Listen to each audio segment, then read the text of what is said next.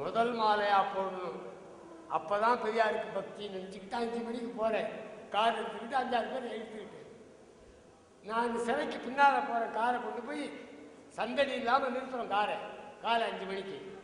அப்போ ஒரு 50 வயசு அம்மா நல்லா குளிச்சுக்கிட்டு பட்டை போட்டுக்கிட்டு பெரியார் மூஞ்சிக்கு நேராக கும்பிட்டுக்கிட்டு இருக்கிறான். அப்போ தான் செருப்பால் அடித்த மாதிரி இருந்தது. புத்தி வந்தது. ஓ, பெரியார் சொன்னது சரியாக போச்சு. இது சிலையை கும்பிடுற நாடு. நம்மளுக்கு சிலை வச்சா நாளைக்கு நம்ம சிலையும் கும்பிடுவான். அந்த புத்தி அப்போ எனக்கு வரல. 66 நினைக்கிறேன். தயவு செய்து திருநாவுக்கரசு அவர்களுக்கு சிலை வைக்காதீர்கள். நல்ல ஆயில் பெயிண்டில் இப்போ நம்ம அன்பழகன் அழகாக படம் எடுப்பேன்.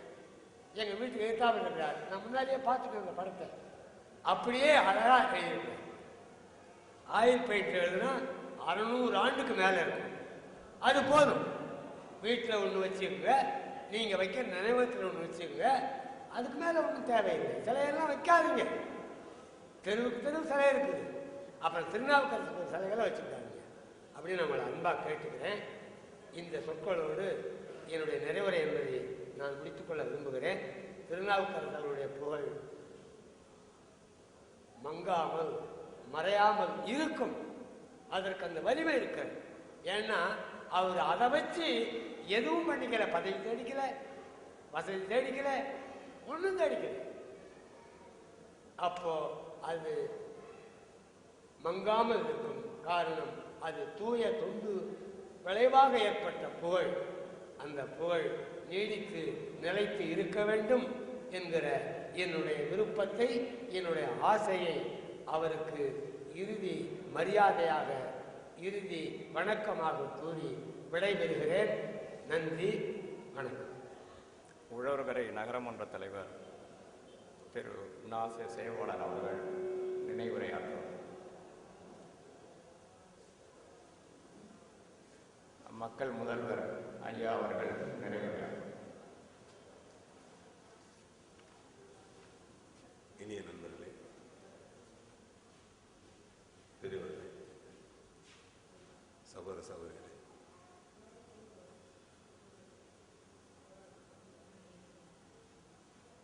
எங்களது இனிய நண்பர், தமிழ் தொண்டர், அவருடைய திருவுருவ படத்தை, நண்பர் திருநாவுக்கரசு அவருடைய திருவுருவ படத்தை கனத்த இதயத்தோடு திறந்து வைத்த இந்த வேளையில் அவருடைய குடும்பத்தாருக்கு என்னுடைய ஆழ்ந்த இரங்கலையும் வருத்தத்தையும் தெரிவித்துக் கொள்கிறேன். இந்த நிகழ்ச்சியின் மூலமாக நமது நண்பர் அவருடைய பெருமையை, அவருடைய நல்ல குணத்தை பழகிய நாட்களில் நாம் தெரிந்து கொண்ட சிலவற்றை உங்களிடையே பகிர்ந்து கொள்வதில் அது அவருக்கு பெருமை சேர்ப்பதோடு நாம் தெரிந்து கொள்ள வேண்டியதாகவும் இருக்கும் என்று நம்புகின்றேன், எண்ணுகின்றேன். நண்பர் அவருடைய இறப்பு என்பது நாம் யாரும் எதிர்பார்க்காத ஒன்று. திடீரென்று ஏற்பட்ட விபத்தால் அவருடைய இறப்பு நிகழ்ந்தது. இந்த இறப்பின் மூலம் நமக்கு ஒரு பெரிய இழப்பு என்றாலும் அவருடைய குடும்பத்தாருக்கு மிகுந்த ஒரு பேரிழப்பாகும். இங்கே சொன்னது மாதிரி அவர் ஒரு குழந்தை மாதிரி, ஒரு இளைஞர் மாதிரி சுறுசுறுப்பாக எப்படி இருந்தார் என்பதை நாம் அனைவரும் நன்றாக அறிவோம். எவ்வளவு வேகமாக செயல்பட்டார் என்பது கூட நாம் அனைவரும் அறிந்த ஒன்று. நாங்கள் பேசிக்கிட்டே இருப்போம், திடீர்னு ஒரு குத்துவார். எங்கள் நண்பர்லாம் தோது குத்தாதையா, வலிக்கையா, நீ வேறையா நாங்கள் வேறையா அப்படின்வாங்க. என்ன நீ வேற? ஓ, இந்த வயசுல நான் எப்படி இருக்க பாரியா, நீனா ஓடுற அப்படின்னு வரு. அப்படி ஒரு சுறுசுறுப்பு. அப்படி தன்னுடைய உடம்பு எப்படி வைத்துக் கொள்ள வேண்டும், நான் எவ்வளோ ஆரோக்கியமாக இருக்கிறேன், நீ இந்த வயசில் என் கூட இருக்கிற, நீ எப்படி இருக்க பாரு அப்படின்னு சொல்லக்கூடிய நிலையில் அப்படிப்பட்டவர் அவ்வளவு சுறுசுறுப்பாக இருந்து கொண்டிருந்தவர் திடீரென்று ஒரு விபத்தால் இறப்பு என்று எண்ணும் பொழுது அது நமக்கு மிகுந்த வேதனையும் வருத்தத்தையும் கொடுக்கக்கூடிய ஒன்றாகத்தான் இருக்கின்றது. அவரை பற்றி நீங்கள் எல்லாம் நன்றாக அறிவீர்கள், எல்லோருக்கும் நன்கு தெரிந்தவர். எனக்கு பல ஆண்டுகளாக நெருக்கமான நட்போடு இருந்தவர். அவருடைய சொன்ன மாதிரி அவருடைய முதல் மனைவியோடு கதிராமத்தில் இருந்த பொழுதெல்லாம் அவருடைய வீட்டிற்கு நான் காலையில் செல்வேன், தேநீர் அருந்துவது உண்டு. அப்படி அது மாதிரி ஒரு நிலையிலேயே எங்களுடைய பழக்கமெல்லாம் இருந்து கொண்டு இருந்தது.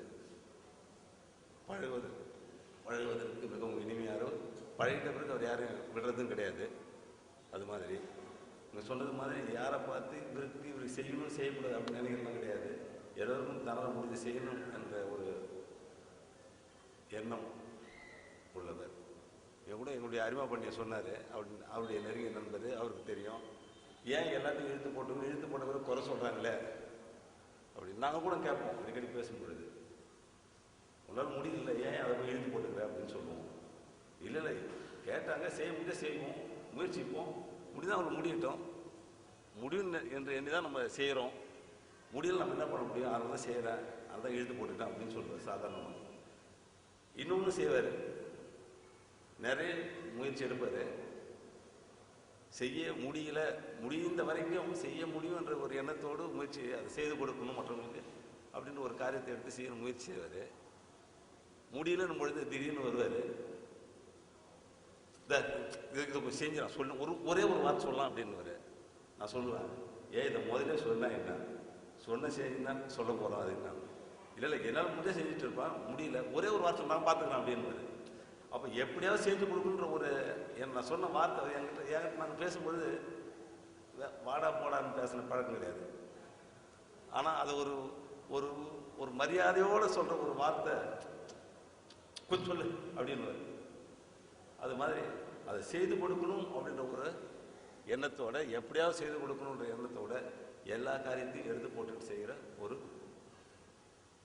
மனம் படைத்தவர் நம்முடைய நண்பர். ஒரு 2 நாளுக்கு 3 கூட சொன்னோம். ஒரு 2 நாள், ஒரு நாள் தான், ஏதோ ஒருத்தர் இறந்துட்டார், ஒரு தம்பி யாரோ ஒருத்தர்.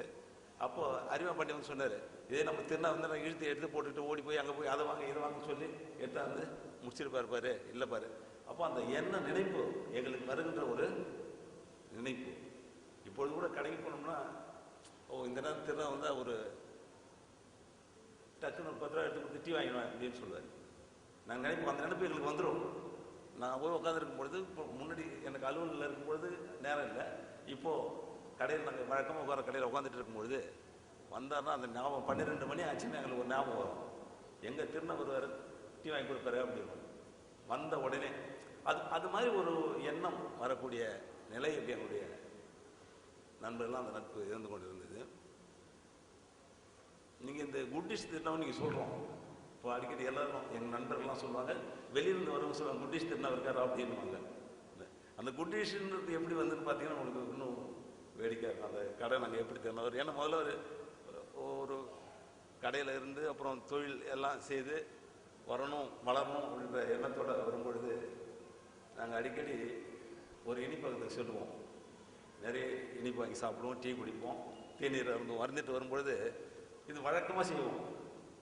திடீர்னு ஒரு நாள் அந்த திரையரங்கெலாம் அங்கே வந்து இது மாதிரி நம்ம ஒரு கடை ஆரம்பித்தோம்னா, சும்மா வேடிக்கை பேசுகிற ஒரு பேச்சு தான், இப்படி ஒரு கடையை ஆரம்பித்தோம்னா ஏன் ஆரம்பிக்கூடாது, நம்ம வெளியில் வந்து இங்கேயே சாப்பிட்டுட்டு இருக்கோம், ஏன் நம்ம ஒன்று ஆரம்பித்தோம்னா ஏதோ ஒன்று செய்யலாமே, எங்கே செய்யலாம், எங்களுடைய நண்பர் ஒரு இடம் இருந்தது திரையரங்கு எதிர்க்கு, அங்கே ஆரம்பிக்கலாம், நல்லாயிருக்கும். ஒரு வேடிக்கை தான் பேசிட்டு வந்தோம், வேடிக்கையாகவே தொடங்கணும். ஆனால் இன்றைய வரைக்கும் நம்முடைய நண்பருக்கு குட்டிஷ் திருநாவுன்ற ஒரு பேரையும் அந்த வேடிக்கையாக தொடங்கப்பட்ட அந்த ஒரு இனிப்பகம் கொடுத்துட்டு இருக்கு.